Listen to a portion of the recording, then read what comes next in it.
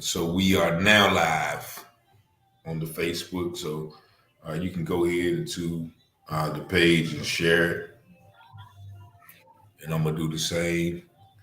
And I welcome everybody. So we are now live on the Facebook. So you can go ahead to the page and share it. Is that your phone right there? And I welcome everybody. So we are now live on Facebook. So you can go ahead to the page and share it. Is that your phone right there? And I welcome everybody. So we are now live on Facebook. So you can go ahead to the page and share it. Is that your phone right there? And I'd like to welcome everybody to the UTurn Show. The show will be starting in about 3 minutes. Can you turn your volume down on your phone? Is that your phone? No, it's not on now. The show will be starting in about 3 minutes. Can you turn your volume down on your phone? Is that your phone? Do you hear that noise? Yeah, I can. I just shut my phone off. Oh, that might be me. Oh, it is me. I'm sorry. I'm sorry about that. Yeah, man. But yeah, this is going to be an exciting show. All of you who have turned in. Once again, the show will be starting at 8 o'clock. And once again, I want to wish you guys a very merry, happy New Year. And this is going to be an awesome show tonight. Got my brother Mike Jenkins with us, who has an awesome testimony. So we're going to get into that in about 2 minutes. So if y'all could bear with us real quick, I certainly thank you.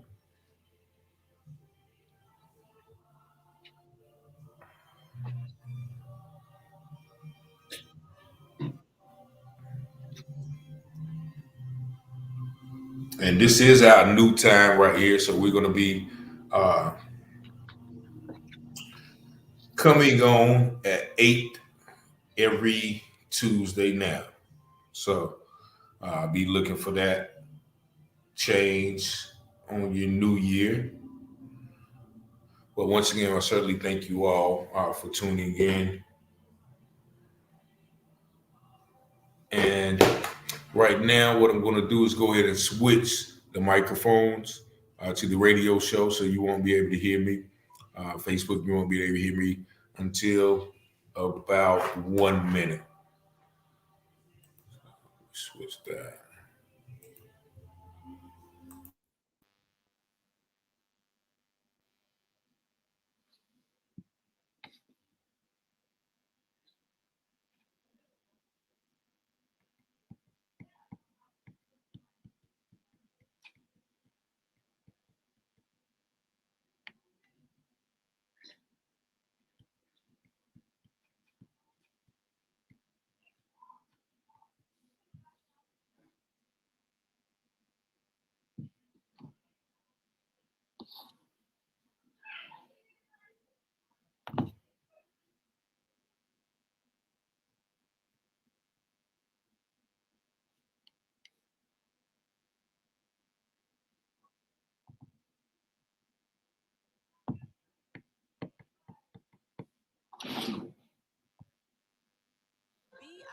SLP 1069, Winterville, Ayden, Grifton, Southside, Greenville, North Carolina.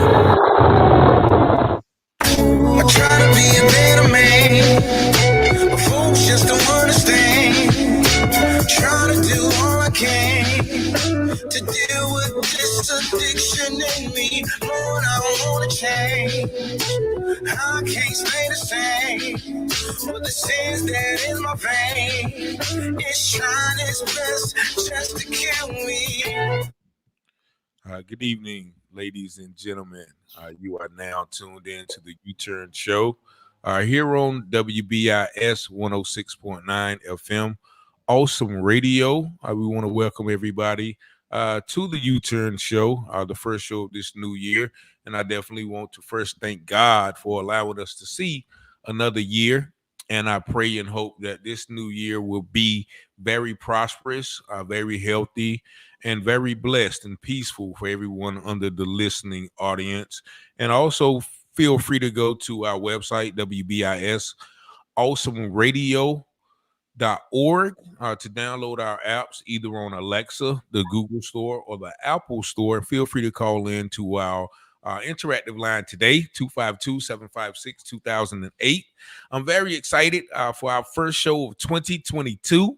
I have a very special guest. I met this young man a few weeks ago at an event, and when I heard his story, man, it was just so captivating, and I had to get him up here. He's a father, he's a coach. I'm already calling him a motivational speaker. He doesn't know that, but I have my guy, Mr. Mike Jenkins. How you doing tonight? How you doing, man? I am doing wonderful, man. Very, very glad to have you. And this man, once again, I met him, and he told me about his work with the Fellowship of Christian Athletes. He's a married father of 4, and once again, just an all-around outstanding man. And you just wrapped up a Christmas tournament, right? Yes, That you did sir. on behalf of the Fellowship of Christian Athletes. Yes, sir. Had it at Kinston High School. It was the first girls tournament. A Fellowship of Christian Athletes. They usually do tournaments in Wayne County, actually in Mount Olive, for a lot of Wayne County schools. So I just want to kind of do something for the girls. Dealing with, it's not a lot of girls tournament, and kind of sometimes girls get overlooked, but they think the game is not as exciting as the boys' game. But my daughter plays softball, and she started to play basketball. So I said, hey, why not? Let's do something for the girls and get some exposure. Thank you for all you do, man. Actually, we just had the tournament at Mount Olive about a couple of weeks ago, and I had an opportunity to just watch this young man speak to the guys after the game, man. And his level of passion for helping the youth, man, is actually unparalleled to anyone I've seen. But before you got to this point, let's dig into it, man. This is the UTurn Show, so of course we go back in time. So give the audience a little bit about, some of your struggles in the beginning of life that set you up to be in a position that you're in today. The struggles. We could talk about failure, right? Like, I was just born in a society where my mother did drugs, right? My grandmother abused drugs, so my grandmother's clean. She's been clean like 27 years. My struggle comes from me and my mother relationship. We always had like a brother-sister relationship. And that was challenging for me. So you were the oldest child, right? I'm the oldest. I'm 38. I'm the oldest of 5. My youngest brother, they gonna get me. My youngest brother's 24. No, my youngest brother's 22. Then my other brother's 24. Then my sister should be 31, and the other one should be 30, something like that. But like my mother had me when she was 15. So Okay. if you want to do anything about history, talk about the UTurn Show. Like the pandemic of crack cocaine happening, late 70s, early 80s. I was born in 83. My mother got hooked onto the drug because back then it was more like a recreational drug, like they look at weed, right? So my mother kind of got hooked on it that way. And, from since I can remember, right? Since I can remember until my mom been clean for about going on 10 years now, like for real, super duper proud of her. But my adolescence growing up, my mother always had a habit. So that kind of changed my upbringing in my household, and me being a young black male and staying in different environments, and the things of what people call the addiction, the behavior. I didn't understand that behavior like it's an illness. You see what I mean? So Mhm. I really didn't understand that. So it caused certain, certain emotions in me. Like I had certain doubts, and uh, what the kicker was, I was always pretty good in school, and I was a Okay. good athlete, right? So people never knew. Like my mother had a habit, like they never knew, and that was like a secret. You see what I mean? It was a secret between me and my mom. So once I realized what was going on, like my younger siblings didn't know at the time, but it was a secret like between me and my mom. So, So at what age do you think that you realized what was really going on? Like, shoot, about 13. Like I see my mama smoke crack when I was like third grade. Like, my first one, but you didn't know what it was in I third didn't know what grade. it was though, but I seen it. But Okay. I realized what it was like from movies, right? Like from like Boys in the Hood, like New Jack City. I'm Okay. watching all those movies. Like you see what I'm saying? I'm young watching that stuff. Now like my friends watching it, and people their reaction towards a movie or certain things, my reaction was internally was totally different. Cause I'm like, oh, got you. Now that Okay. makes sense and that makes sense, right? Okay. So yeah. So then, like, how did that, like, once you knew and once she knew you knew, like you said, it changed our relationship less than mother and son rather than brother and mother, and It's I mean always brother and been sister. it's always been like brother and sister. Like it's Yeah. always been like that. Like my grandmother, people think my grandmother is my mother. Okay. Right? It's always me and her. I don't know why. Probably because they say I skipped adolescence. Like I grew up like I remember like 7, 8, 9, 10, 11, 12. When I get like 10, 11, 12, like I know how to cook, I know how to clean, like I can make bottles, I can change diapers. Like before I was 13, I can run the whole house. Like that's how I was raised. That's what I thought. I thought it was normal. You see what I mean? Like it was just something in me. Like I can't say like I knew what I was doing, but it was just something. It was something in me. It had to be God, but like it was in me. Like me and my mother always had that relationship, and I never like cussed out. Like I was always obedient. You see what I mean? I was always respectful, and I think like now I think like that's what made our relationship so cool. Because when I realized what was going on, I never been like, man, you was doing that. Like I never pointed out what she was doing. So we just never talked about it. Okay. You see So what I'm you saying? was you was almost like a support system, I support was. I system to her was and the family. for sure. I was a support system. Like I used it to my advantage, right? Because I could smoke and I could drink. I started smoking and drinking when I was like in seventh grade. You see Okay. what I mean? So everybody come to my house but I didn't, everybody. My mama said I can invite people to my house, but I didn't invite people to my house. Does that make Because sense? because why? You didn't want I didn't anybody. want nobody. Yeah, that wasn't my thing. Like I didn't want. First of all, that was my safe haven, right?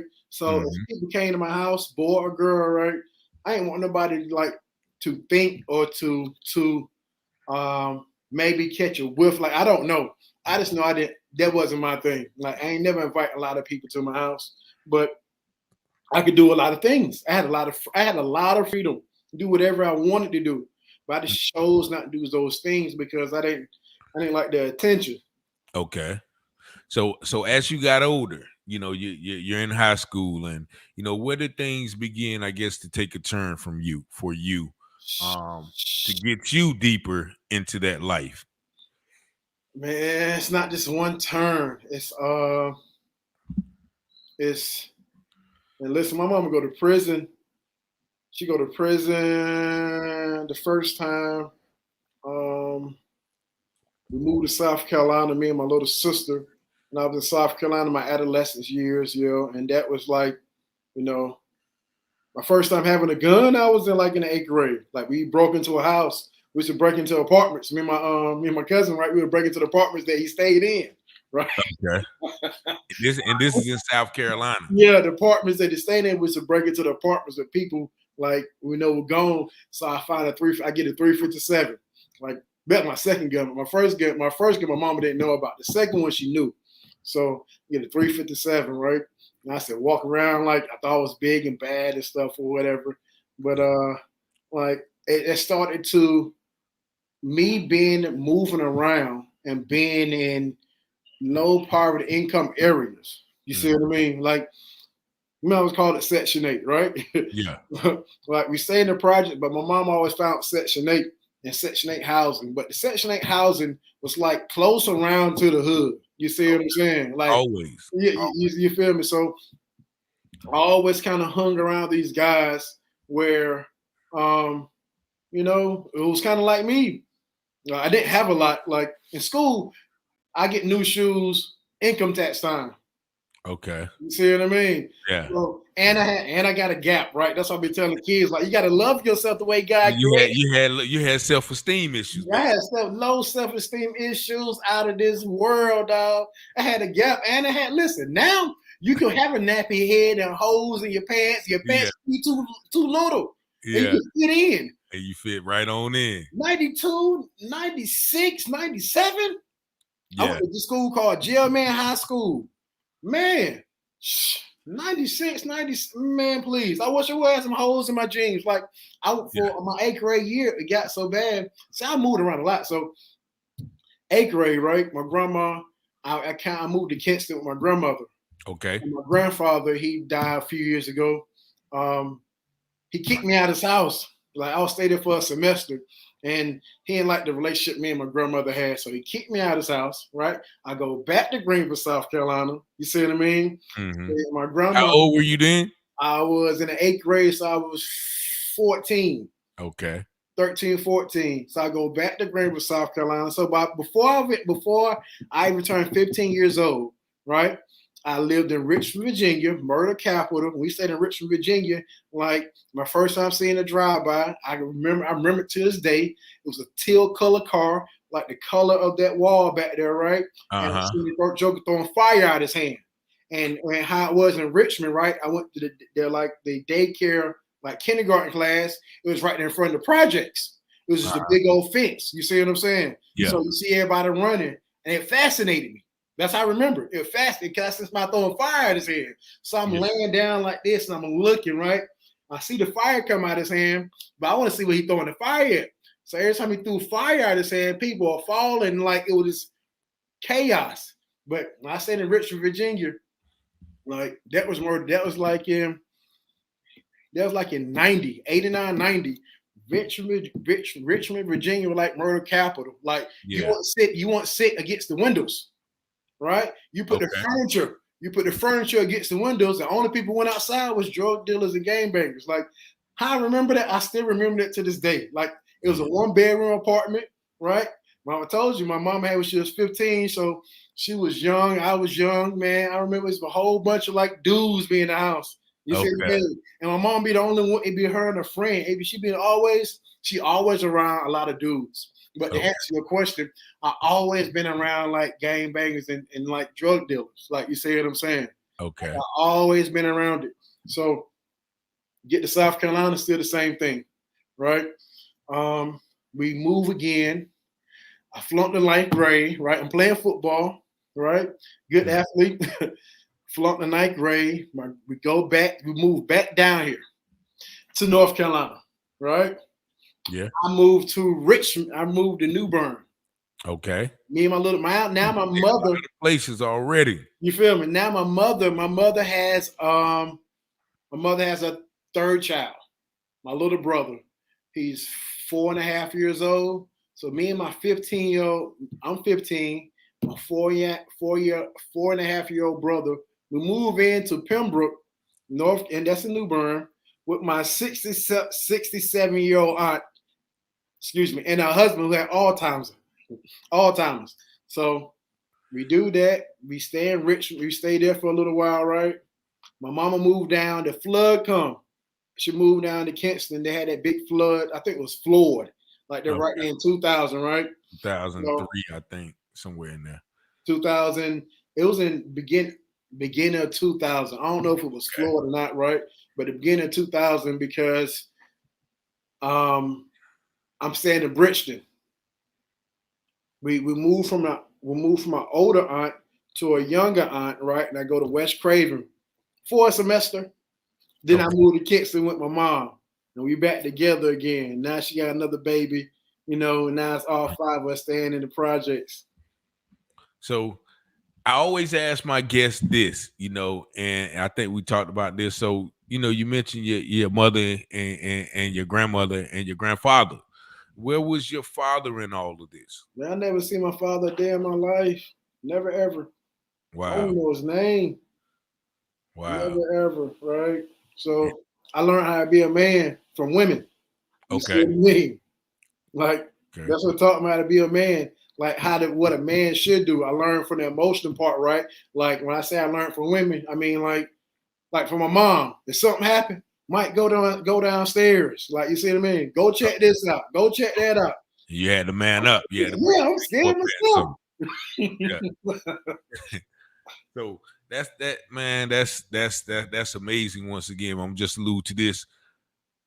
You never seen your father, but today you a married man with 4 children and very active. 4 children by the same woman as well, because I know you mentioned that to the guys, and once that's very commendable, first of all. But we're gonna go to, I guess you made it past all of that though, right? You end up graduating from high school, right? Yep. And you ended up with Fayetteville State University. Now, how did you get to Fayetteville State?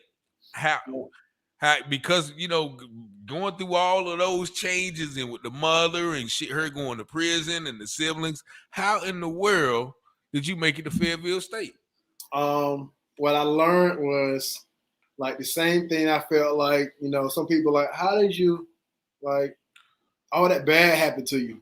Well, at the same time, because my mother had a habit that made me so mature, right? And so mentally tough, that helped me too.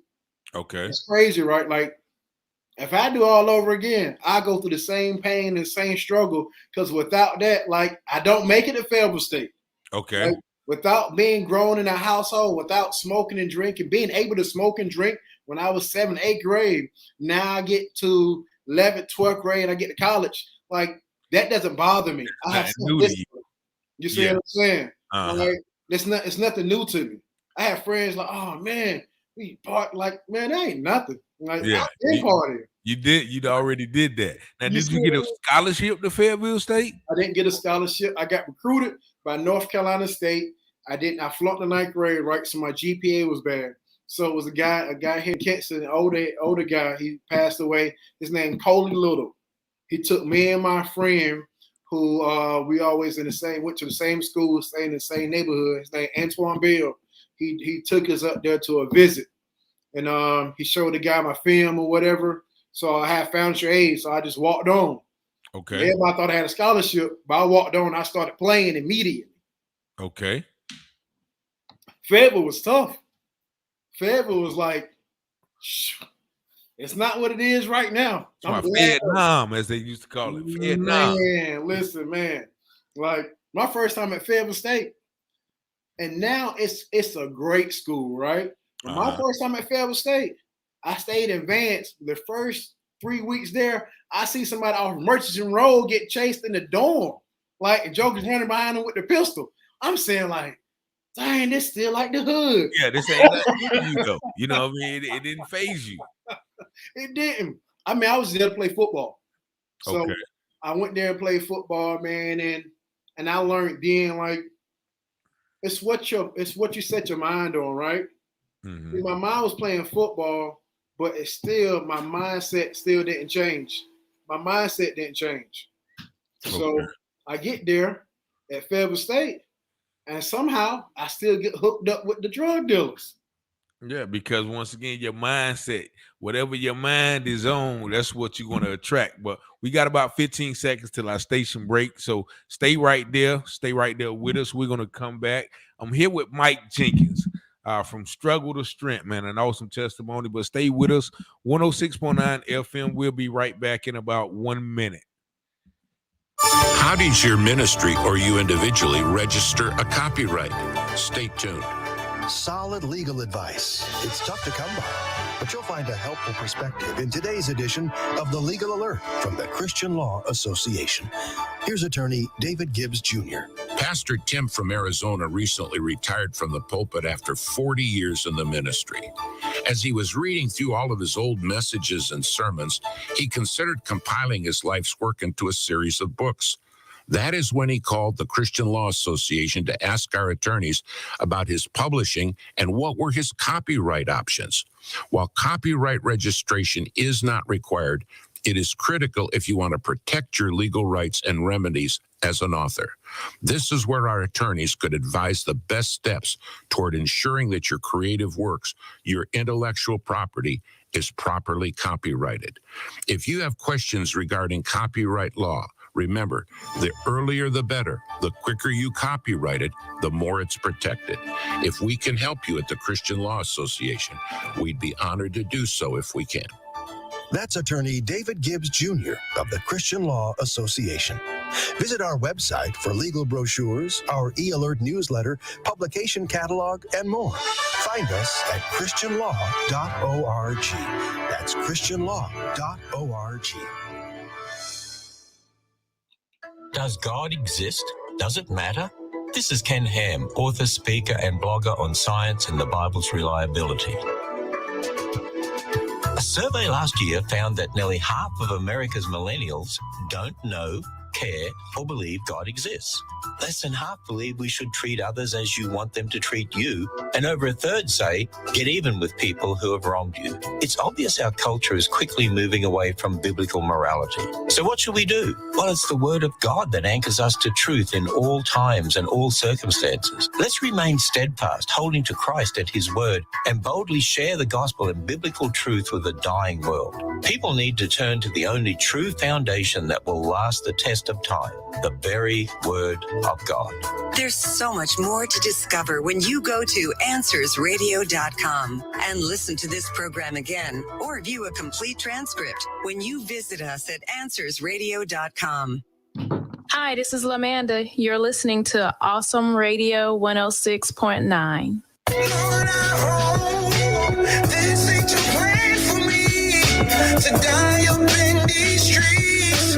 Oh Lord, can you help me? And welcome back to the UTurn Show. I'm your host, Richard Taylor, here on WBIS 106.9 FM on your radio dial. I have my special guest, Mr. Michael Jenkins, with, and we are definitely in the midst of an awesome testimony. Just one real quick, Sharice Boyd Jackson says, Happy New Year, gentlemen. I guess this is your wife, Talyor Jenkins. Hey, honey, I love you, Mike Jenkins. Thank you for lending your husband tonight, Mr. Jenkins. Letta Taylor, my mother, praying hands, and thank you once again, my father as well. Thank God for his grace and great plan for our lives. Thank y'all for tuning in. Once again, feel free to call in and, ask any question that you may have for our guests. Now, so basically, we left off you at not Florida State, Fayetteville State. Yes, sir. And so then you start running into the gangsters and the drug dealers. So what turn did that allow you to make or persuade you to make? Well, what happened with that was I had my first son, April, going to my second semester, my freshman year. So I'm like, you know what? I can barely take care of myself, right? Mm-hmm. I'm gonna drop out of college. So I go to South Carolina, back to Greenville, South Carolina. I was gonna join the military. Okay. Right? But the recruiter took so long. Right? I went to I do the test, right? I do the physical and stuff, but he takes so long. While I'm waiting for him, my homeboy, my childhood friend, he's a man now. Okay. He was like, man, what you doing? So I'm gonna wait for this recruiter to call me back. He said, Mike, man, you gonna go to college? I mean, you gonna go in the military? I said, man, I got a son. I need to make some money. He was like, well, shoot, trying to make some money? I'm like, yeah. Man, he give me a pack of the cell phone. I went from zero to making a couple $1,000s a week. Okay. I thought that was, I thought you could tell me nothing. What 19, 20-year-old? That's some grown people ain't making that much. Now these days. I thought I was a millionaire. So, man, and the part that people try to save me from, like what I didn't mention was when I was playing sports, like my mother always had these friends, knew these guys that was in the streets. They always looked out for me. They give me money, like buy me shoes, money for football camp to keep me out the streets. So when I do start going back, when I go back into the streets, like I didn't understand the part of I seen one side of the streets, of the street life from a user side and that side, but being on the opposite side, the dealer side and interacting and doing things, like it was stressful, right? Yeah, definitely. Like the money, you see what I'm saying? But people you can't put into words the type of stress that it puts on a human brain. Is unrealistic. Yeah. Right. Yeah, and that's why a lot of guys, be in the drugs that sell drugs, either use drugs or it's almost like you got to be a psychopath or something to deal with the stress of the everyday life of a quote unquote hustler. What they call like that PTSD. Yeah. Hey, that's real, right? Mm-hmm. And seeing stuff and seeing things and unaware gunshots or like the unexpected, right? Mm-hmm. You so on an edge where you feel like you had to, like, on top of me being emotionally unbalanced for like my whole adolescence, right? Uh-huh. And being upset and being angry not at my mother, but at life. You see what I'm saying? I love my mama so much. I really want to upset with her. You see what I'm saying? My grandmother had went to school. She's a recovering addict. She go to school, go to ECU, graduate with a master's degree in substance abuse counseling. So she helped me understand the addict behavior, the power of addiction. You see what I'm saying? Definitely. So, and she was saved. But her helped me understand that. I understood the power of addiction. I understood my mother. It wasn't my mother. It was an illness, right? So I was more upset with life, right, of dealing my mama these cards so she could get hooked on this illness. Definitely. The crazy thing about it, I really have any hatred towards my mother. I had more hatred towards life because why my mother had to get dealt these cards, right, to get this illness. That's how I felt. So once I'm in the streets, like I hated life. Like I was full of rage. So a lot of crazy stuff happened. I talked to my grandmother, it was like 3 years. It felt like I told you before, it felt like 6 months, right? About 6 months that went by. Man, about 2 years of my life went by and I didn't even know it. So what was the turning point where you say, okay, well, this is not the life for me? I have a mental breakdown doing a drug transaction. Like I'm at a restaurant. Did you start crying? I did. I after the drug, I'm like, okay, so anyway, we're talking about it, right? So I didn't I wasn't on the street corner like that, right? Okay. You see what I'm saying? I learned a little trick of the trade, so I was in restaurants and bars and stuff. You see what I'm saying? Yeah, definitely. So the person behind the bar was my mover. You see what I mean? I just sit back and watch. And they'll do all the work and whatever need more. You see what I mean? Yeah. So I'm in there and I don't know. I just start crying. So I go in the bathroom, man, and I'm still crying and I don't know what's going on, right? And I'm like, I'm having a meltdown. So I leave out of there. Like a couple of days later, I still thinking about it, right? I smoked a lot of weed. I get high. And me getting high can't take these thoughts away. So I call my grandmother and I tell her. She said, well, Mike, you need to go to mental health, right? And you need to go to church. I was like, Grandma, I don't need to go to mental health. Mental health, I'm going to tell you, going to say I'm bipolar. You see what I'm saying? I know what you done told me all my life. Like, these thoughts that I have are not normal. I know this. You see what I'm saying? This ain't normal thoughts. So I come, some things happened in South Carolina, it got real hectic. So I come back to Kinston, I go to church. I just go to church for one reason. I said, okay, I'm gonna try it one more time, right? What I didn't say was that I seen my grandmother when I was staying with her, that like a couple months my granddad kicked me out, I see my grandmother go to ECU. I see her go to school, come home, first day of class. She was crying because school was too big. You see what I'm saying? I see her struggle. I see wake up to a morning. We stay in a trailer park. My grandma wake up every morning faithfully, reading her devotions and crying, shouting like she in church. That was like clockwork. You see what I'm saying? Yeah. That was my first person I seen who really did what she believed. You see what I'm saying? So I took her word. I said, okay, I'm going to try it, Grandma. So I sat back in the church. I was waiting for the altar call. Something I was waiting for. I went to this altar call and didn't nothing change. It was a wrap for me. Okay. I was going to go all the way. Miles an hour. You see what I'm saying? It was a wrap for me. So I waited and I get up, man. No lie. I get up, man. I get halfway. Man, little tears start falling from my face. Listen, I'm like 22 now. You see what I mean? Okay. I'm like 22. Feel like I'm like 42, to be honest with you. You see what I'm saying? With all of the weight and the stress. Yeah, even from my whole life, you see what I mean? I used to hold stuff in. My grandma used to say, well, how do you feel your mother went to prison? I didn't feel nothing. Yeah, because you couldn't. You right? You see what I'm saying? But that was my defense mechanism. I didn't understand it till now. I shut all my feelings off. I thought I didn't feel nothing. But we talking about from, like, anyway. Yeah. Look, I can give you some stories. Yeah. Stories on top of stories. But so I get up and I get halfway. Tears start running down my face, man. And I get to the altar, man. I'm boo-hoo crying. Like, boo-hoo crying. Like, not coming out my nose. Like, that, like, I couldn't stop crying. Like, I couldn't stop crying. So for a whole year, I just went to church because church made me feel good. All right. You see what I mean? Then while I'm going to church, then I started, like, I was listening to the pastor. He passed away. It's still a church I go to right now. A guy named Pastor Larry Locust. I go to River Life Christian Center here in Kinston. Okay. But, he was pastor then, and I rehabilitated myself.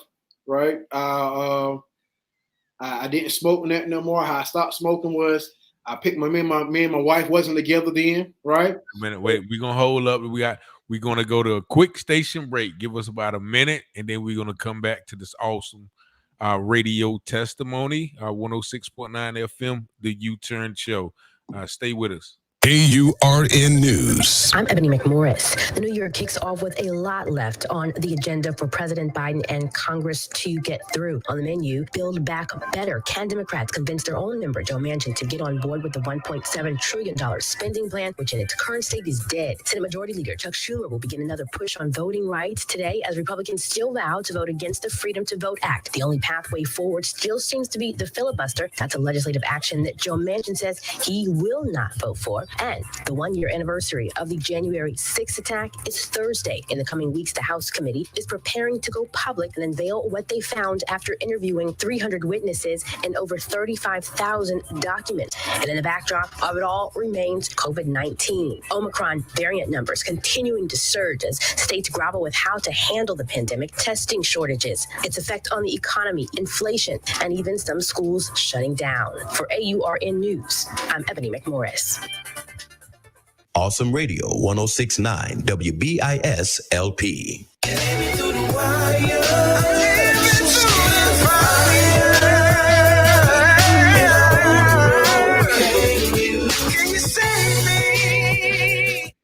And yes, we are back for our last segment. UTurn Show 106.9 FM, Awesome Radio, WBIS LP. We're talking to my special guest, Mike Jenkins. Just a couple of more comments. My mother once again said deliverance about, I guess, your conversion. Our friend Talyor Williams, God is a keeper. I thank y'all once again for listening as well. So you're talking about, so now you're back in the church, and you say you was going to church just because of the feel good sensation, and you mentioned even like your wife, you and your wife had split up at the time. Right. She first son went together, that baby mama, baby daddy type thing or whatever. So I would go to work. Pastor told me to read the Bible. It didn't make any sense, right? I was a person I was a loyal, right? I'm loyal to. Like, so loyalty is real big. When you growing up in an area, you don't have nothing. The only thing you have is your word. So like loyalty is the only thing you have. So I understand that the same principle. So he'll like, yeah, you need to read the Bible, this, that, and the third. So I would read, but it didn't make any sense. But I get up in the morning, I read the Bible, I go to work, they'll bring my wife, baby mama, then would bring my son, take him to the park, come home, take him, give him a bath, go to bed. I did it for like about 6-7 months. That's the only thing I did. So in the midst of that, I read a Bible verse. I go to church. The pastor read it on church. Reading that Sunday. Okay. Right. I'm like, okay, this stuff works. You see what I'm saying? Yeah. So we get, and while that's happening, my wife, she's trying to figure out what makes me change. So she stopped coming to church. Right. Okay. Then we start remending our relationship. A couple years later, we get married. 2006. I'm still married today, correct? We're married today, going on 15. This June will be 16 years. Okay. Right? Congratulations. So she started working at the daycare center. I'm still at the church. Start working at church. I start like dabbling into the youth group stuff. They had a step team. I started dabbling in that. 2010, I go to Rhema Bible College. That's in Tulsa, Oklahoma. I go there for 2 years. We had 3 kids. Come back with 4 kids. 2010 to 2012. You actually moved to Oklahoma, or was it online? I moved to Oklahoma. Whatever I could fit. I had a Ford Expedition, a 2002, whatever I could fit in there, and my kids move out there. Right. That was totally different monster. Right. Yeah. Totally different monster. It taught me.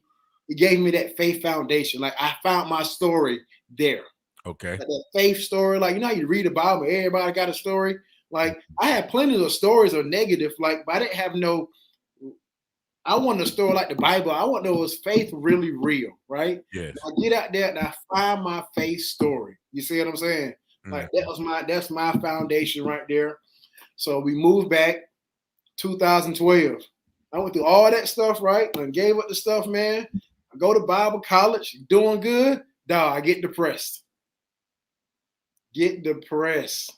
I do my worst. Like I'm in depression. We don't get kicked out. We got kicked out this house. I'm staying with my mother-in-law, family, a 6, staying in 3-bedroom, 2-bathroom, modular home. Like I'm severely depressed. Like I'm at my low. Everybody patting me on my back. Oh, you went to Bible school? I was coaching football at Kinston High. Oh, you coaching? And people patting me on my back, man. I'm doing bad mentally. You see what I'm saying? Yeah. So, I go get a job. I was coaching. I was a teacher assistant, and I working at Chick-fil-A. Okay. Oh man. Doing anything to make it happen though. Boy, that killed my pride though. Yeah. Dude, I remember driving the station, my mama's station wagon with the wood grain on the back, right? And the 3rd row seat faced the window outside. So was it brown? Was it brown? It was blue, and the wood grain was brown. Dude, like I'm talking about bad. Like vehicles got repossessed. I had to take them back. I couldn't so I tell the coach, like, man, I got to go back to Oklahoma. I remember I had a class in Oklahoma when at Bible college, and that man was saying, if you felt like you missed God, go back to the place you felt like you left him at. Okay. Oh, shoot. When I moved back to Kinston, everything went downhill. I might need to go back to Oklahoma. So he was like, what you think about FCA? I'm like, FCA? He's like, yeah, Fellowship of Christian Athletes. I was like, nothing. They ain't gonna hire me. Like, you see what I mean? He was like, man, you a person of faith. So he hit me with the faith card. I'm like, oh, okay.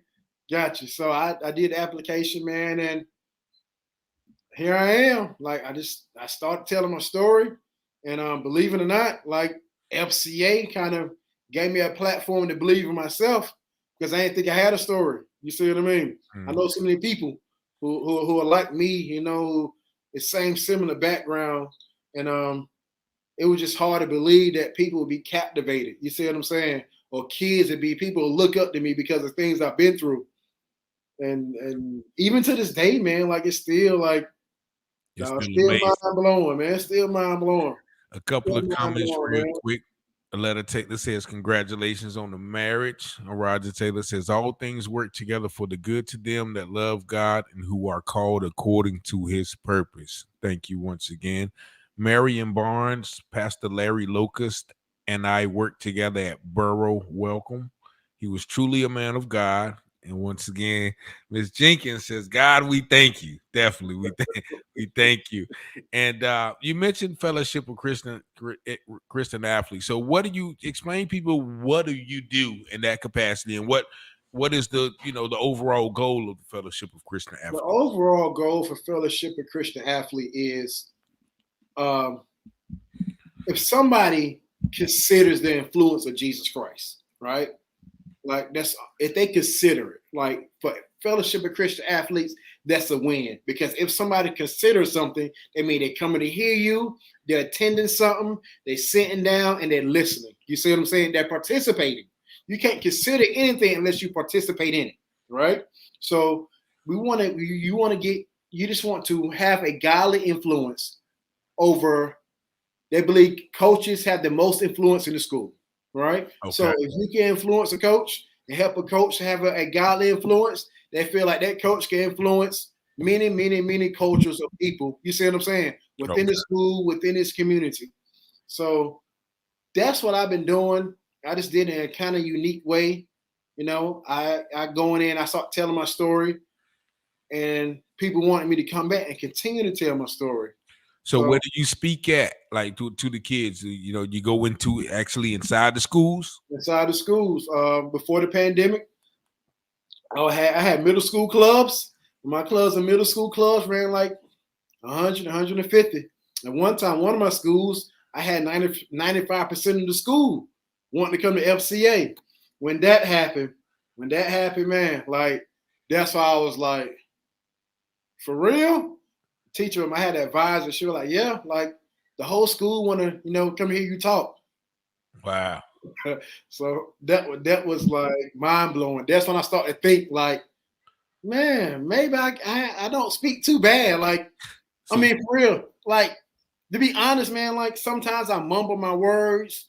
Sometimes I get fluttered a little bit. If I get very excited, like I just say everything in one breath. You see what I'm saying? I was never really trained on speaking. I just started to speak for FCA because I figured people got to know who I am if they want to donate. FCA is a nonprofit, right? Okay. It's a nonprofit. So for me to get paid, I need donations. I knew one thing. You can't look up Michael Jenkins on the internet and figure out who I am. Mm-hmm. You can look up Fellowship of Christian Athletes and understand what Fellowship of Christian Athletes is all about. But who's going to give to Mike Jenkins if you don't know me? So what's the best way to know me? Let me tell you about me. You see what I mean? Tell my story. Like, then you got to see me doing some work. So if I can't get no kids, in my mind, if don't nobody come to my clubs, ain't nobody going to pay me because they don't think I'm doing nothing. Mm-hmm. Man, for like my first 3 years, I was going around speaking. Like, that's the only thing I did. Like, yeah. And if anybody ever heard him speak, now he's just talking right now. Him talking and speaking. So if you ever hear this young man speak, you'll see why that his club was filled, man. I just watched him twice, and I was like, man, I can't speak. I can't speak to these children like that. And he gave me the opportunity to speak to a couple of guys at the Mount Olive tournament. Once again, I thank you. But I do got to read a couple of more comments real quick. Once again, Toya Williams says, we overcome by the words of our testimony. Sandra Jenkins Smith, I love you so much, and I thank God for you every day. I guess that's mom. Yeah, hi, mom. Sharice Boyd Jackson, awesome come up. Appreciation goes to you, out for you and your transparent experience. Once again, and you need to have a license to be wearing my cap. Watch it now. I'm in all day. That's it, right? And once again, Tanya Jenkins, take pride in the grind, definitely. And Sharice Boyd Jenkins, Mike Jenkins, one of the parents listening, wants to know, where can you be reached? She would like you to speak with her 12-year-old son. So, I'm on Instagram at Mike Jenkins with an X. Facebook. I mean, I think my Facebook is Michael Jenkins. Like, I'm not really on Facebook like that, but I mean, this or Sharice, if you can get up, if you want, you can get in touch with me, and I guess I can put something together. Yeah, I mean, I've been doing that for a while. Like that's been happening that's what really encouraged me. Like the one-on-ones. Like I've been talking to kids one-on-ones for a while, man, and it's mind blowing how people respond to it. What is it? Some of the things that you want to impress, to the youth as you speak to them, because you have such a wide, range of experiences. It's I had narrowed it down to the emotional part, right? Some people are like, oh man, the streets, and like it's not about that. You see what I mean? It's about what I learned was if you got somebody who works 7 hours, 75, 8 hours a week, right? And the kid is there by themselves, they're gonna feel some type of abandonment. Like they don't understand the bills. The same way the kid don't understand that his mother or his father or whoever's taking care of him is on drugs in the hood. Like you see what I'm saying? It's the same. We as people, we want to categorize like issues. The bottom line is it's emotional roller coaster. Can you control your emotions? Do you feel abandonment? Do you feel low self-esteem? I don't care how much money you got, right? If you got a big nose and a little head, like you're gonna feel some type of way. How much money you got? You can't fix it until you get older, until you get plastic surgery. Yeah. But before you get plastic surgery, guess what? That foundation has been set, and you can have plastic surgery and still haven't addressed that foundation issue. So everybody think like just because you look good, you feel good. False. They lying to themselves. That's not the truth. Because real truth comes from your foundation, your adolescence. And I'm learning right now, I don't care who it is. You see what I'm saying? Whether you work at Apple, if you work at McDonald's, if you got $2, you got $2 million. Everybody got some emotional issues because it comes from your adolescence. That's what I learned. And that's the point I'm trying to get the kids. Man, you got to accept yourself. You got to eat it. But you can't do it because you got to have a form of mental toughness. You see what I mean? That's why I say my mama doing drugs, man, might be the best thing that ever happened to me. Might be the best thing, dog. I had so much mental toughness. Like, I can eat whatever. I'm built for it. You can't break me. I'm built different. All because what people, I feel so sad because your mama, man, listen, that made me a monster. Yeah. Yeah. Yeah, definitely. So, like with mental health, do you advise people to go get professional help with that, or have you ever had professional help with that, or you just once again put faith in God? And I push it all. Like faith is listen. I tell you, you only got to believe in God. I probably get in trouble for saying. I'm gonna say it. Listen, I work fellowship with Christian athletes. Man, I had people in there who don't even believe in God. Man, you don't got to believe in it, but faith works. Okay. If you work a job, guess what? You having faith. If you play on a team, you operate in faith, right? If you wake up in the morning and get in your car, you're going to believe that your car going to crank up. Like faith is a universal principle. You see what I'm saying?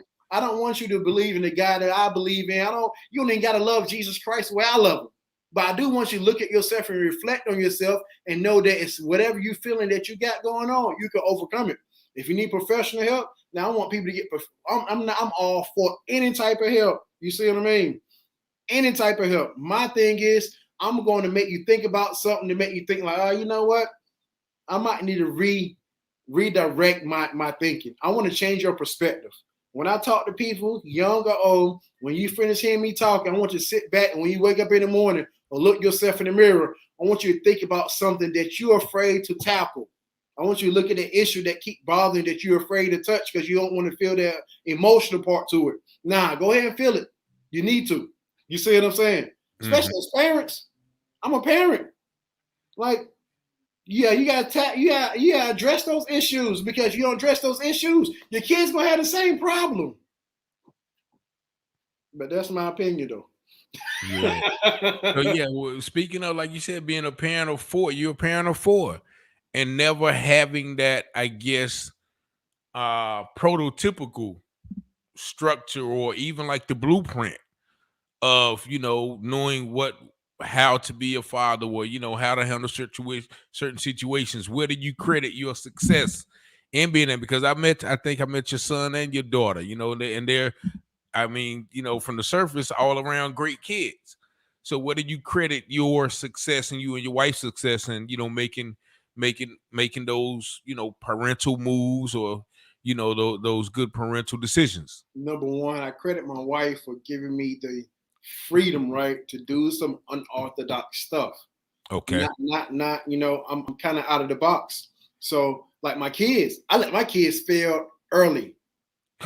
Early. What do you mean by you let them fail? Like my one day, my daughter, she had a dress on, right? And she for awards day, and she thought she was gonna get an award. We're supposed to get a paper, right? Supposed to get a paper. She didn't get no paper. I said, Tanya, she didn't get no award. So she dressed up anyway. I said, I'm gonna let her dress up. She dressed up, she didn't get no award.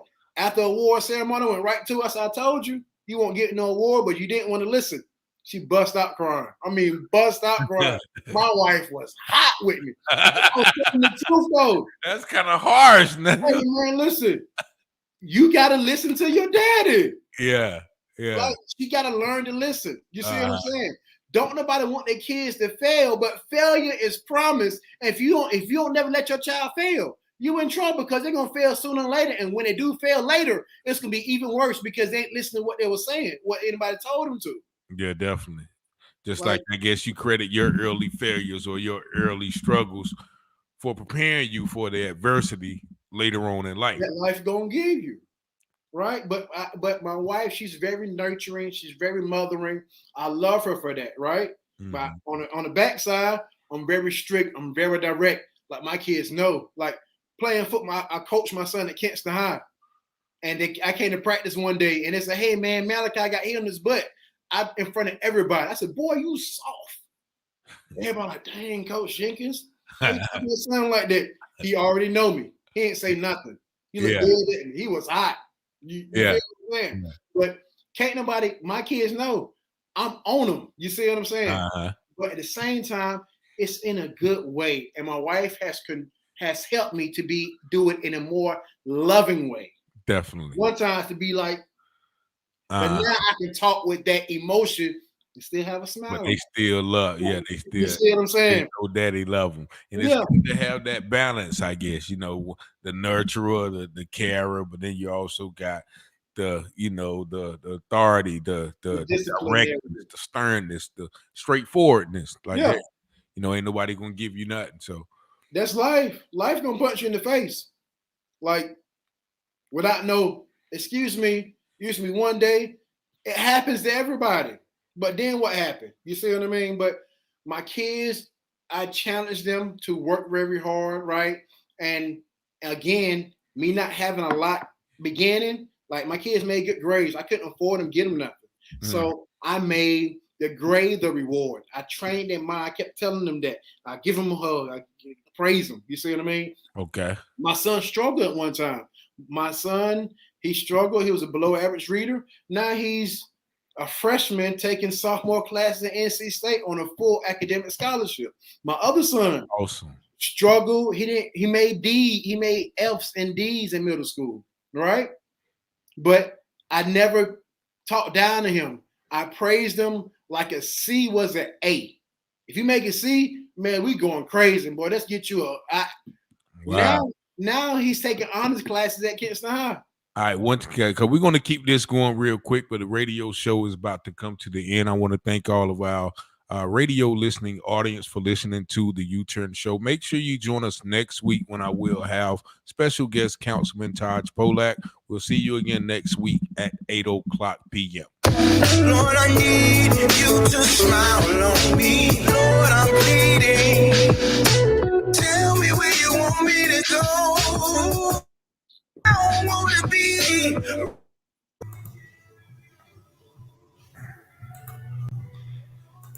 Okay, can you hear me? Yeah, I got you. Oh, okay.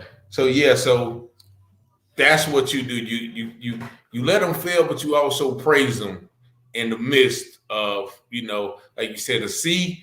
And actually, I have to take that advice because, you know, I used to get kind of hard on my daughter, you know, when she would get a C. But she was like, Dad, it's a C. You know what I mean? So, you know, now I use that approach to whatever she gets. continue to Whatever, live. man. Because what hard for him was you had his older brother who made straight A's, and he could barely make a C. You see what I mean? So what my multiple kids, what I learned was from my childhood experience was every child is different, right? And I thank God for giving me the patience and the niche to recognize my kids' strengths and weaknesses. Like that was my biggest tool. I know what my kids are good at. I know what they're not good at, right? So, and everyone of us different. I parent different. Like my oldest son, listen, he's love him to death, but people think he's a pushover, but mentally he's tough, like no other. Now the one who's looked like real tough, like he's a little emotional, right? But it's good because he's an athlete. So you need that emotion. You see what I'm saying? I know that, yeah. You see what I mean? Like, and my daughter's it's a whole different monster. Like, she competes like I ain't never seen before, and that's why she's at a caliber where she's at in her life with sports. Like, she's on a level where some people say she might be one of the top ones in her age bracket in the state of North Carolina in the sport she playing. That's right? awesome. And my youngest son, he has this characteristic about him that he don't never see nobody, no stranger. Like we go to softball, he always finds a friend. Is that the one who was at the game with you that night? Yes. Okay. Yeah. He always finds a friend. That's a characteristic that I'm looking at right now. Like, and I try to find ways to put them in position where it's going to help them in their characteristic. Like my oldest son, man, he looked like an athlete. Always had an athletic body. But only thing I made him play sports is because he needed to get out of his comfort zone, right? Early, adversity. But I never pushed sports on him. He did sports just because, we talked about, hey, we just got to try to do things, get around different people, right? Mm-hmm. But that was my strongest suit, man. And thanks to my wife, man, she helped me to have a balance. Because at one time, I'll be honest with you, I was so direct and I was so stern. Like I didn't have that fathering love. I had that fathering discipline. Do what I say do, because I said it, right? But I'm learning. Listen, I don't want to abuse my authority. I just had a conversation with my oldest son about a week ago, and I sat down and we were talking. And he's like, Dad, you trying to say I'm wrong? I said, son, I'm not fussing. I'm not saying you're wrong. And I sat there. I said, listen, I'm not yelling. I'm not fussing. I'm talking to you. We're just having a conversation. I said, now that I'm talking to you, I can kind of hear where I was wrong. I didn't say certain things. I didn't lay down my expectation of what I wanted you to do. Now that we're having this conversation, I was so proud of myself because I wanted to fuss at him, but I didn't. In the midst of that, we had a great conversation, and he was able to see what I was saying, right? And we had an adult conversation. That was my real first adult conversation with my 18-year-old son. Like I talked to him like an adult. Okay. Right? Most of the time I talk to him like you're a child, and I talk down. Like he's still 7. Yeah. And I say, you know what? And that was part of the conversation. Hey, you know something? I apologize. I expected you to do A, B, C. It was about the basketball tournament, right? I'd expected you to do like you did in previous years. But son, you're 18. You're in college. You have different experience. So my expectations can't be what has been the past 4 or 5 years, right? So and I told him, and we talked about different things. But my biggest my biggest attribute is talking to my kids, right, and getting them to think. So, and that's the same thing I do with kids, right? I want you to think about your behavior. You see what I mean? I want to say something to make you think, to reflect, but because my words can only go so far, right? But if I could just trigger or at night flick a switch on with my words, listen, you can do the rest, right? So, and I can point in, like you said, if it's professional help or if it's certain tools that you can do, certain things that you can do, right, that I have used or I have learned, like I'm gonna give it to you. I'm gonna help you out. I'm willing to help anybody out that's wanting to listen to me. I mean, anybody. And I just learned a whole lot from you, just in that, little interaction with your children and, just different tactics and different techniques and realizing, yeah, it's a way to talk to them. So, man, I thank you for that.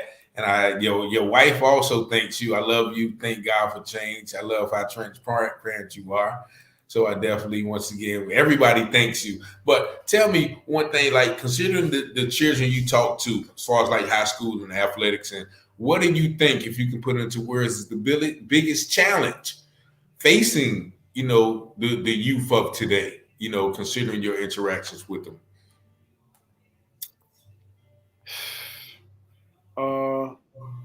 It depends on the setting, right? You get some kids. Okay, athletes in high school. Like the guys you talk to after the game, because I was in the locker room and you got some of them. Athletes are, you got to grab their attention, right? You got to look like an athlete. You see what I mean? For them to believe what you're saying, right? Now, okay, let's be honest. Nowadays, these kids can care less what you did like 15 years ago.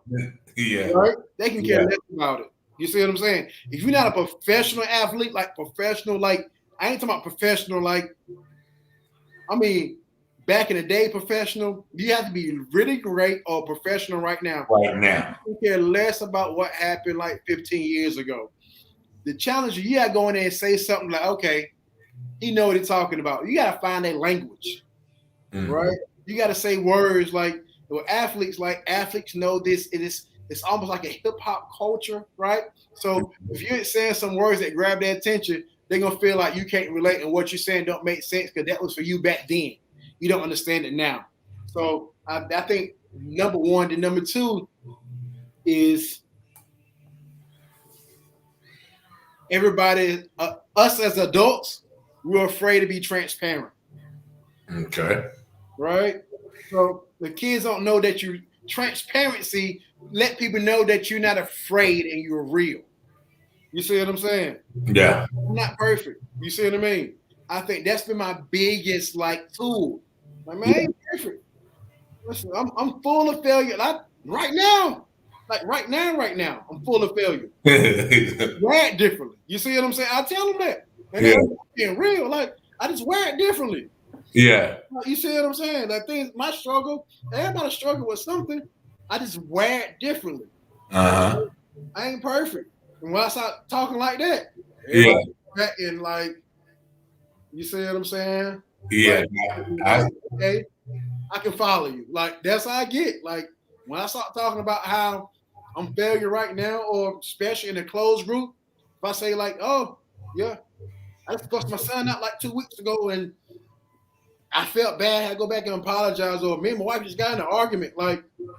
Kids okay, you cool. That's how they treat me. Oh man, you cool, man. You all right. You do wrong stuff too. That's the response I get. You see what I mean? Yeah, I seen you get transparent with them, and I seen their eyes open up when you tell them certain bits and pieces, about your I think that's the biggest struggle right now, because it's sad that you have to do that for kids to be like, okay, I'll listen to you. Exactly. Yeah. Yeah. You got to say some old off the wall stuff. Even one time they said, oh yeah, he's just good talking to the poverty kids. So I go and talk to these very rich kids, and the respect level is still the same. Mm-hmm. Right?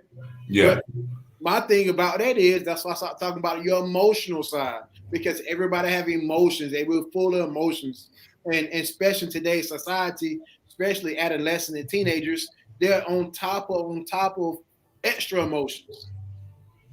We just don't talk about it, man. It's something it's kind of like me and my mother, right? I learned that wealthy people, right, have emotional issues. They just don't talk about it. Same way me and my mama didn't talk about it. She was a crackhead. Mm-hmm. I knew. She knew I knew. It's something we just didn't talk about. Yeah, it's the elephant in the room. And it's common. Felicia Mitchell said that's right. If you talk to them, I guess she's referring to the kids and all that, then they will hear you and respect you more. Now, also, because that you have, you've been on both sides of the fence. Like I said, you've been in an environment where it was just your mother and never knew your father, but now you are in the environment where you have a married 2-parent household, raising 4 kids. How important is it to have, because now you're an anomaly. I think you heard heard you mention like you're the only person in your family, or only male who has the same kids by the same women and no baby mamas, and I think you said married. So how and not only in your family, but in America's black, white, whatever demographic you go through, 2-parent household with with both parents, all children by the same two people are it's kind of rarity right now. But how important is it that you feel that because you've seen the difference, you've been on both sides. What kind of benefits that you see in a 2-parent household where both parents are actively involved in the children? To me, and this is just me, right? Uh-huh. The benefits I get is number one, you have two different perspectives on one issue. Okay. Right? Mm-hmm. A one-sided perspective all the time can kind of get you not being open-minded, like towards society. Like just because I've seen a lot, right, and I'm so stern and I'm so direct, doesn't neglect that my wife, and she's so much mothering, she's so nurturing, she's so loving, that her effect. There's been a couple times where I'm like, okay, baby, you gotta go talk to him. Like, you gotta talk to him. Yeah. You know what I'm saying? My approach ain't gonna work. It's not. I know it's not gonna work. Yeah. You gotta talk to him. Yeah. If I go in there, listen, I'm kicking my foot in their head. Like it's not gonna work. Yeah. It can't work. You see what I mean? That's awesome. But that's good that you understand that, though. You know what I'm saying? It's good that you can recognize that. Okay, well, now is not the time for me. Yeah, but some people are not blessed to say, "Nah, it's not the time for me." It's either it's, and if I didn't have her, I won't be able to recognize because I seen it work. Like I seen it work. Like, oh wow, well, she did a little better than me. That hug and that's pretty cool. So I sit back, okay. You see what I mean? I sit back like, I mean, we might need to try this more often. Like you see what I'm saying? I seen it work, right? And I'm like, okay. So I remember that. But some people are not, and to me, I call it a blessing. Like I was able to see it, her part parenting, it works great sometimes. My part parenting works great sometimes. But when we put it together, right, man, it's like a orchestra, right? It's like music being played. Like we're going there, we'll talk. Like, okay, I be the good, you be the good cop, I be the bad cop. Like you said, like I'm gonna come and boom, but I'm gonna need you to come back and give him a hug. Like, cause I know how important it is to like pick kids up, right? Yeah. My mom will talk. Man, my mom will talk to you. She don't have to whoop you, right? She can use her words and make you like cut you down. You see what I mean? Uh-huh. And I knew how powerful words were. So I go in there and hit them some words and make them feel this little. Now I go in there like, okay, your turn. Like, okay. I give them a hug. Okay, the good cop, bad cop. Yeah, I got your back. Yeah, I see it. So you was my girl, powerful. Talyor Jenkins, find a balance. You're definitely correct. Now I got to go back though because earlier I didn't get the chance to touch on it, but you said back when you were you were just getting back from Oklahoma and you were living with your mother-in-law and you got depressed, and how did you pull yourself out of that? How did you pull, and how hard was that for the white? Now, because I know some women don't get mad at Miss Jake, but I know some women be down your back, maybe. When you gonna get yourself right? When we gonna get out of this mess? So was it like that, or was she strong behind you?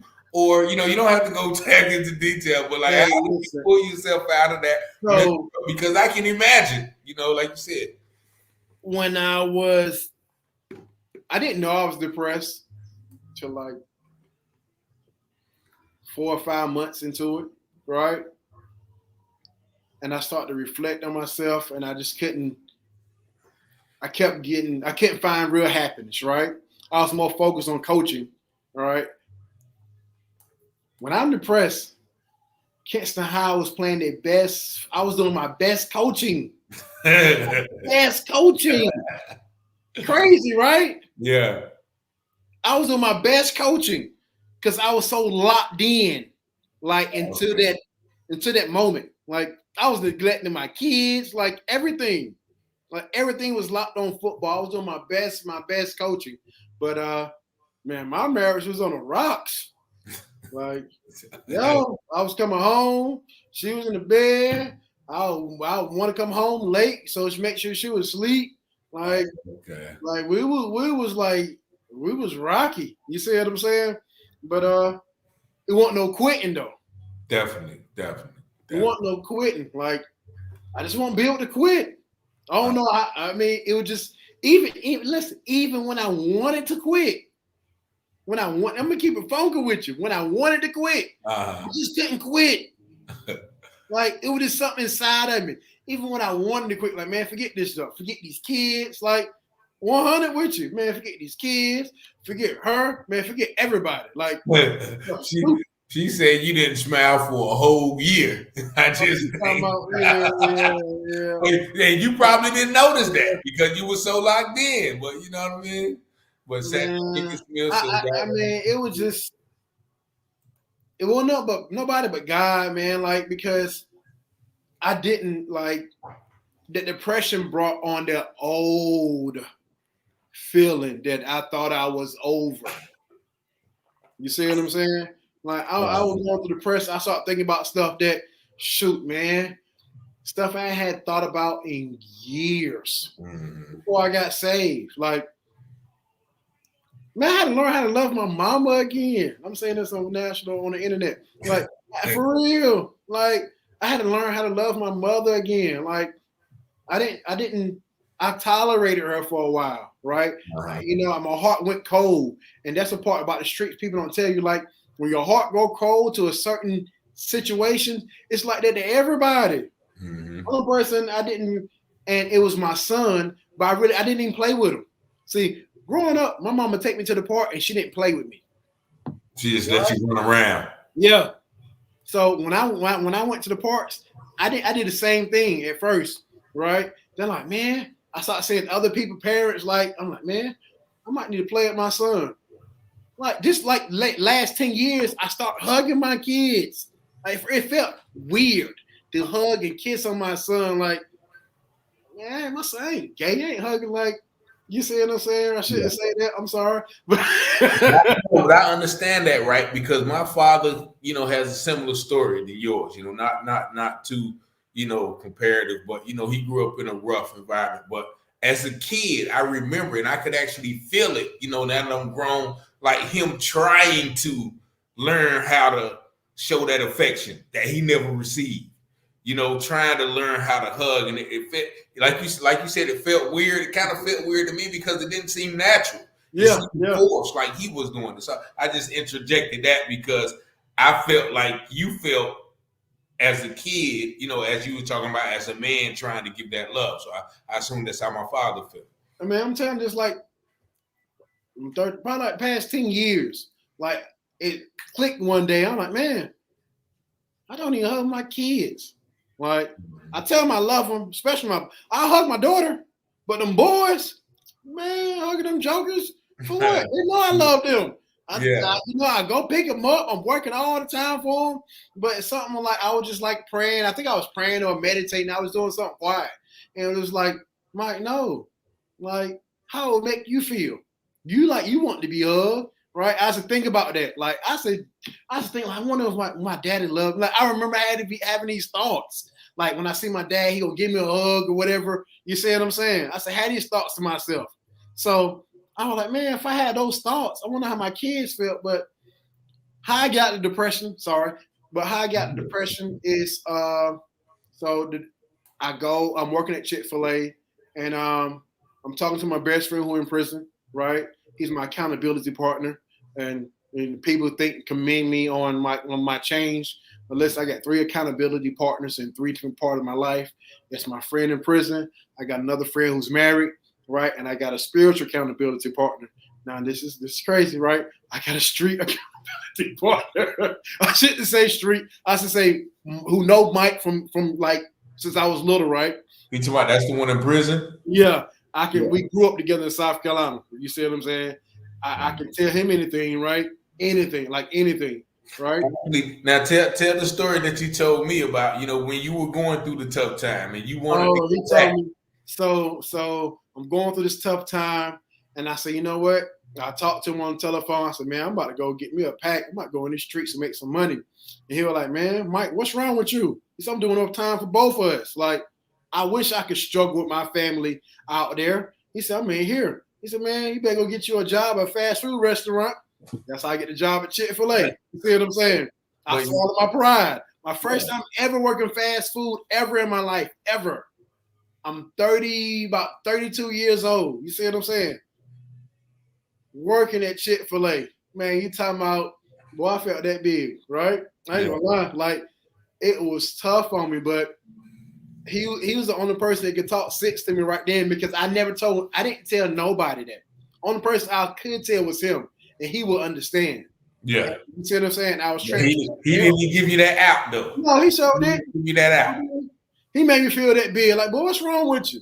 He said, how you go through all this stuff? You do all this stuff. Now you want to go to the streets? He started talking junk to me, like, things I can't say, but he talked to me like, he talked some sense into it. Yeah.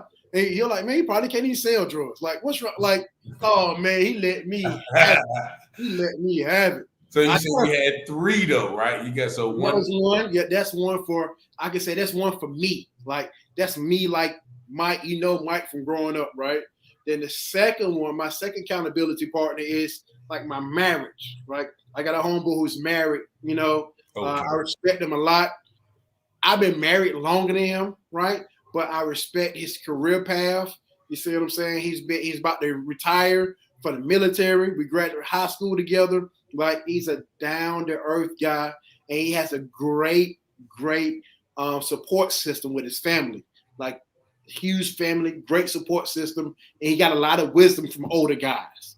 So that's him. Then I got my spiritual, like, you see what I'm saying, that they keep me accountable spiritually. You see what I'm saying? So it's almost like I got accountability partner for myself. I got a spiritual accountability partner, and like I got a professional accountability partner. You see what I'm saying? So and I got one for FCA. I just picked up one for FCA too, like entrepreneur. So I got like 3 or 4 people, right, that can kind of, they all don't know each other, right? They all don't know each other personally. I might mention one to another, but all of them helps me in different areas of my life. And that's kind of like been my low-key like trick of the trade, or kind of like people are like, how are you doing this thing? Because I'm being transparent to certain people, and they're telling me the truth when I make mistakes, right? I trust these people like dearly. But like the Bible says, there's safety in the multitude of counselors, or wisdom in the multitude. I think it's safety in the multitude of counselors. So so what led you to that point? Because once again, a lot of people, especially men, are prideful. I ain't listening to nobody. I got this. Ain't nobody gonna tell me what to do. That depression. Depression had me, man. Like, if I ain't tell my homeboy that, I was gone. Like, I won't be sitting here. I'm telling, I know what I was going to do. I know for a fact what I was going to do. You see what I mean? Don't nobody else know it. I know what I was going to do. I know what I was capable of, right? Yeah. Shoot, man, I'm this age now. I'm much wiser, I'm much smarter, like much stronger. You see what I'm saying? Yeah. Things changing. The streets have changed. Using the team. I know how to manipulate people now because I've been manipulated. You see what I'm saying? I've been manipulated early in the streets. I know how to manipulate people now. Like, I had already, before I told anybody, I had been thinking about this for months. Okay. Months. I was like, hey, I really wanted to tell him, like, for advice. I was like, yo, if you don't hear from me, like, I'm sorry, but I can't take this no more. I'm like, what's going on? I got to create me a team. I got to get me A, B, C, D, E, F, G. Then I hear nothing. You start fussing me out. Like, he my big brother. Like, what's wrong with you? He started running me. He ran me down. Like, you shouldn't do this, man. You know better than that, man. You came too far. Like, he was talking sense to me. Like, I wasn't expecting those words. You see what I mean? But that's what a true friend is supposed to do. Like they're supposed to keep you accountable and say things. I didn't want to hear it, right? But I know he was telling the truth. And that's why I did not understand the importance of having an accountability partner. Because every time I got myself in trouble, every time I feel down, I get my back against the wall, it's because I'm not telling nobody nothing. I'm talking to my own self and reasoning with my own answers.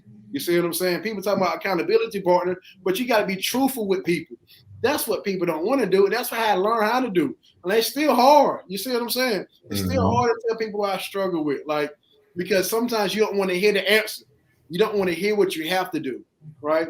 Bottom line is sometimes you don't want to change. You think you want to change, but really, you really don't. That's powerful. That's powerful. Yeah, so it's good to have those people who will tell you those things, not that you want to hear, but what you need to hear. Yeah. So that's good, man. And we'll stay up here all night, man. And I know you got obligations as well. But I once again want to thank you, for taking the time out to share your wisdom and your testimony. And once again, much success in everything that you do. Is there anything that you do want to leave our listening audience before you go? Man, if I can say anything, like young or old, like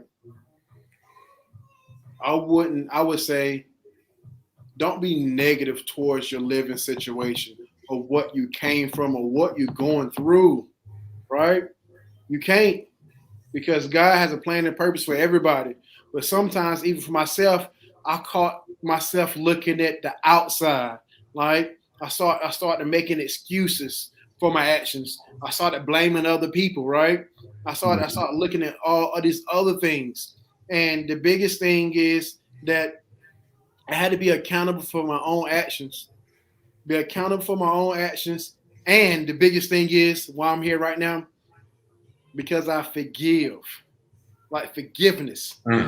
You see what I'm saying? Like I forgive myself. I thought it was my mother, but it was myself. I was more upset with myself for making bad decisions. Like I forgave myself, and forgiveness allowed me, my heart, right, to be open, my mind to be open to learn new things. That's the only way I get right here, because I started learning things. I was open-minded, and forgiveness gave me the power to be open. You see what I'm saying? To be open-minded towards people, towards new things, towards working at a job that I didn't want to work at. And now, right? Now, Chick-fil-A worked with me. You see what I'm saying? Sponsors, right? One of my sponsors, like Chick-fil-A always like willing to help out and work with me, man. So I just encourage anybody, like, don't be so negative. You see what I mean? Don't be so quick to be so negative. I taught somebody who's been abused before, and I'm not saying that the person is right. I'm not saying what's right or what's wrong. Like, it's a thin line. I'm not saying what's right or what's wrong. I'm just saying somewhere in life, we as individuals have to learn how to forgive, right?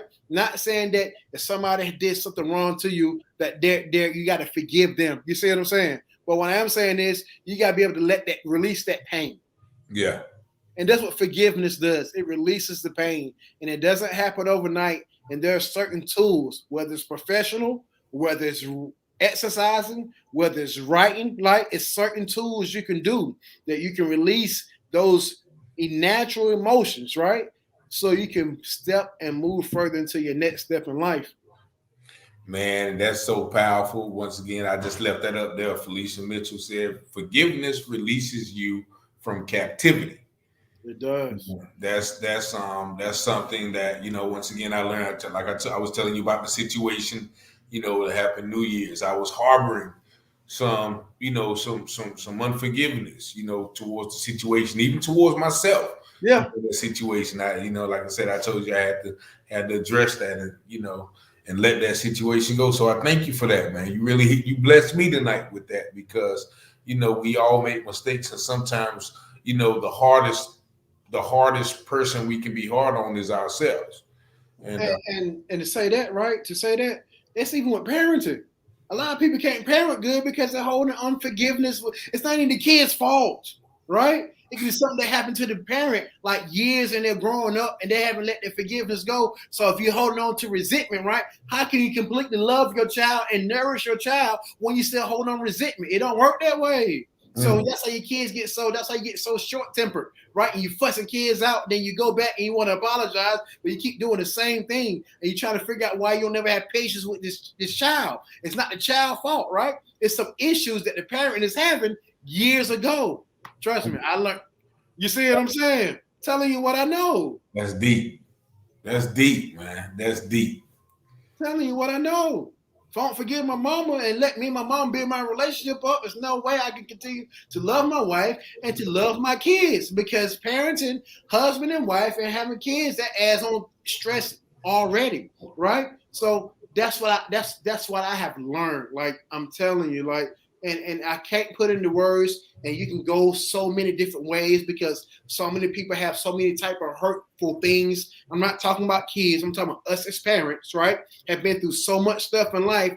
We lie, right? We are liars and act like we got it together, and we walking around with the same problems our kids are having, but you want to point at the child like it's the child's fault. As a parent, you're not even working on your problems yourself. But as a parent, we can't say nothing. The kid, you see what I'm saying? And that's how you get into abusing your authority. Whoa. Definitely. You see what I mean? Man, that's what I did. You talking to me now. You talking to me. That's how I abuse my authority. Don't talk back to me because I said so. Mm-hmm. Nah, and the kid can be right. Dead right. Dead right. Yeah. You see what I mean? But I've seen it. I've done it. A kid can be right. I mean, dead right. And you will chew them out because they're hurting your feelings, but you don't let them know they're right. Mm-hmm. Right? But man, that's my quick parenting tip. You see what I'm saying? Everybody think I can talk to good with kids, man. Listen. Yeah, no. Yo. You got a wide array of knowledge, on a whole lot of subjects, man. So, but that's my 2 cents, man. You said leave a thought, man. I left a whole paragraph. Yeah, man. I definitely want to thank you. I thank Miss Jenkins Smith, Mrs. Jenkins, Mr. Taylor, Miss Mitchell, Miss Boyd Jackson, Miss Williams, Miss Taylor, everyone who watched the show and commented and interaction. Leave you with that one. I love you, babe. Your meal is waiting for y'all. But I definitely want to once again just thank you, man, brother. And definitely a pleasure, meeting you and, and talking with you and fellowshipping with you tonight. And we definitely gonna, be in contact, man. We got to bring you up probably later on in the year, to get some more of that good knowledge from you. Man, I appreciate you, man, everything you're doing. Hey, man, shoot, let's get lunch somewhere. We can talk after. All right, definitely. I'm going to hit you up, bro. All right. All right, thank y'all again for watching. Make sure y'all tune in next week to the UTurn Show at 8 p.m. I'm going to have my special guest Goldsboro Councilman, my good friend, classmate, Taj Polak. So y'all don't want to miss that one. But we thank y'all for once again tuning in. Y'all have a blessed night. Thank you again, Mr. Jenkins. All right, man. I'll let you, man. All right, definitely.